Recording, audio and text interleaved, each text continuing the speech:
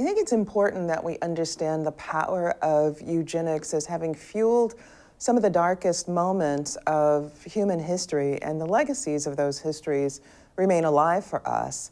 If we think about the moments of colonialism, the brutalities of American slavery, if we think about the Holocaust, then that gives us the seeds of what it is that we're speaking to today, what I'm speaking to.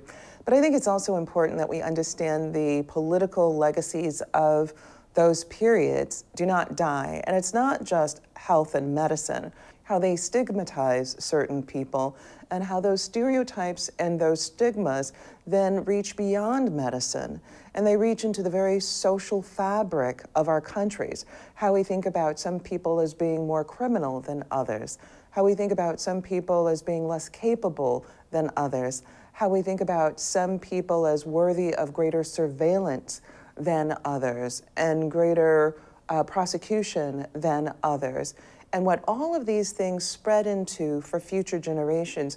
Our mistake is thinking of eugenics as captured only in one specific period of time, rather than understanding how its roots flower into things that may be like weeds, or may flower into the very institutions and institutional fabrics that continue to govern our countries. But white supremacy, the very underlying of these policies, of this thinking, persist. And in contemporary times in the United States, we see this in how we police.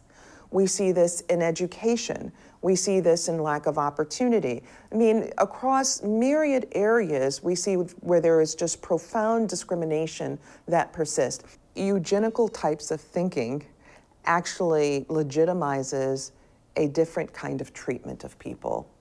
And that different kind of treatment can be very harmful to those people.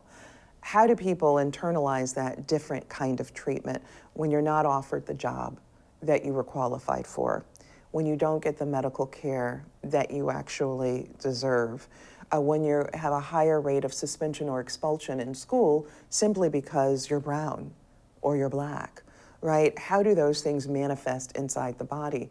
Well, they manifest in hypertension, high blood pressure, and many other kinds of conditions that are corrosive to individuals' health, and they lead to higher rates of death. And that is the point about thinking about the legacies of eugenics not dying and persisting with us today.